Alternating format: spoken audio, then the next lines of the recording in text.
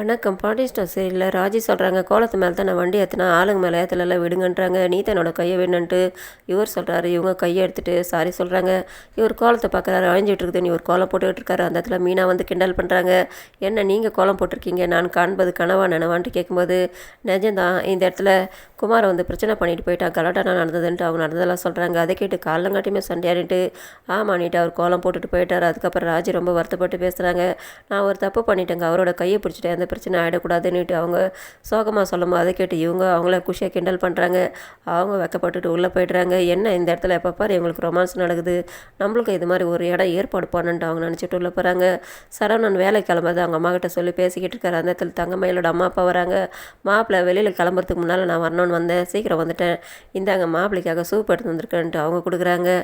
மாப்பிள்ளை police station போனதுனால தங்கமயில் ரொம்ப வருத்தப்படுற, அவளோட ராசியால் தான் நீங்கள் போலீஸ் ஸ்டேஷன் வெளில போயிட்டீங்களோ நான் ஓன்ட்டு அவர் ரொம்ப வருத்தப்பட்டு பேசுகிறேன்னு சொல்லும்போது பாண்டியன் சொல்கிறாரு, எங்களுக்கு ராசி ஜாதக ஜோசி எல்லாம் நம்பிக்கை கிடையாதுன்னு அவர் சொல்கிறாரு.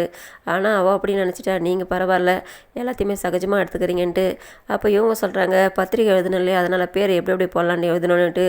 அந்த நேரத்தில் அவங்க தாத்தா பாட்டி பற்றி பாண்டியன் 1-2 பேரெல்லாம் சொல்கிறாரு. ஆமாம், அந்த வீட்டிலலாம் நான் பார்க்கலேன்ட்டு வீட்டில் இருக்கிறவங்க எல்லாருமே வந்துடுறாங்க. அப்போ சொல்லும்போது வீடெல்லாம் எடுத்துன்னு போயிட்டு அவங்களை சுற்றி காட்டு ஒன்று ராஜியும் மீனாவும் தங்கமயிலோட அம்மாவை கூட்டிகிட்டு வந்து சமையல் கட்டு அவங்களோட ரூமெல்லாம் கட்டுறாங்க. ஆமாம், மாப்பிள்ளையோட ரூம் எதுன்னு கேட்டவன் அவருக்கு இப்போ ரூம் இல்லை, அவருக்கு கல்யாணம் ஆனதுக்கப்புறம் தான் ரூமை கொடுப்பாங்க சொன்னோன்னே வெளியில் வராங்க. அங்கே பேசிக்கிறாங்க, பரவாயில்ல நீங்கள் எல்லாத்தையும் நல்லா வச்சுருக்கீங்க, வீடுங்களாம் நல்லா ரொம்ப நல்லா இருக்குதுன்ட்டு. அப்போது கோமதி சொல்கிறாங்க, அவங்க 2 பேரும் கல்யாணம் ஆனதுக்கப்புறம் தான் ரூமு கிடைக்கும், நாங்கள் அதுக்கப்புறம் ரூமை ஏற்பாடு பண்ணி கொடுவேன்னு சொன்னோன்னே சரி நம்ம கல்யாணத்துக்கு பத்திரிக்கை அடிக்கிறதுக்கு செலவெல்லாம். அப்போ பாண்டியன் சொல்கிறாரு, நம்ம 2 பேருக்கு எதுக்காக தனித்தனி அடிக்கணும், ஒன்றா சேர்ந்து நானே அடிச்சிடணும் அவர் சொல்கிறாரு. நான் மாப்பிள்ளைக்காக நகைலாம் எடுக்கணுன்ட்டு அவர் வாட்சு மோந்திரம் பிரேஸ்லெட்டெல்லாம் 2-3 சவரம் 2-3 சவரம்லாம் பேசாரு பெருசாக. அதை கேட்டதும், நீங்கள் உங்களோட மாப்பிள்ளைக்கு என்ன செய்கிறீங்களோ முடிஞ்சது செய்யுங்க, பரவாயில்ல பெருசாக எதுவும் செய்கிறது வேணான்ட்டு.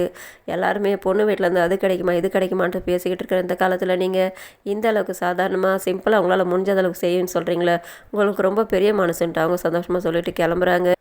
மதியம் ஆகுது. பாண்டியன் பத்திரிக்கை எடுத்துகிட்டு வந்துடுறாரு. பார்த்ததும் வீட்டில் இருக்கிறவங்களாம் ஷாக் ஆகிறாங்க, என்ன அவ்வளோ சீக்கிரம் பத்திரிக்கை அடிச்சிட்டிங்களான்ட்டு. இன்னும் நான் நாள் நெருங்கிட்டு இருக்குது, இந்த பத்திரிக்கை எல்லாத்துக்கும் கொடுக்கணும் இல்லையா, அதனால் டைம் வேணும், அதனால தான் சீக்கிரமாக அடிச்சிட்டு வந்துட்டான்ட்டு கோமதி கிட்டே கொடுத்து இதை எடுத்துன்னு போயிட்டு சாமிக்கிட்ட கும்பிட்டுட்டு வரணுன்னு அவங்களும் கும்பிட்டுட்டு எடுத்துகிட்டு வந்து கொடுக்குறாங்க. முதல்ல சரவணன் கிட்டே கொடுக்குறாங்க, முதல்ல உன்னோட கல்யாண பத்திரிக்கை நீ பாருன்னு. அதுக்கப்புறம் எல்லாருமே ஆளாளுக்கு வாங்கி பார்க்குறாங்க. அரசி சொல்கிறாங்க, அண்ணா நீயோட ஃபோட்டோ போட்டுருக்கலாமே நல்லா இருந்திருக்கும், இப்போல்லாம் அதெல்லாம் ஃபேஷனாக போட்டாங்கன்னுட்டு. எதுக்குமா நாம் எல்லாருக்கும் எடுத்துன்னு போய் கொடுக்க போகிறோம், அப்புறம் எதுக்காக எடுத்துன்னு போயிட்டு அதில் போய்ட்டு ஃபோட்டோ போடணுன்ட்டு பேசிக்கிறாங்க. எல்லாருக்குமே ஆளாளுக்கு நீங்கள் எல்லாருமே கொடுக்கணுன்ட்டு ஒவ்வொருத்தருக்கும் ஒரு ஒரு வேலை சொல்கிறாரு.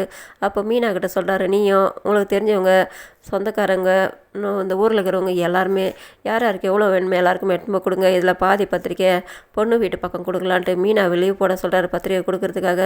மீனா சொல்கிறாங்க, நான் இப்போ தான் லீவ் போட்டுட்ருக்கோம்மா, திரும்ப லீவ் போட முடியாதுன்ட்டு. என்னம்மா இது இங்கே வேலை இருக்குது வயசு தானே லீவ் போட சொல்கிறேன், நீ லீவ் போட்டுடுன்னு சொன்னோன்னே அவங்க செந்திலை பார்த்து மறைக்கிறாங்க. இதோட முடியுது. நன்றி, வணக்கம்.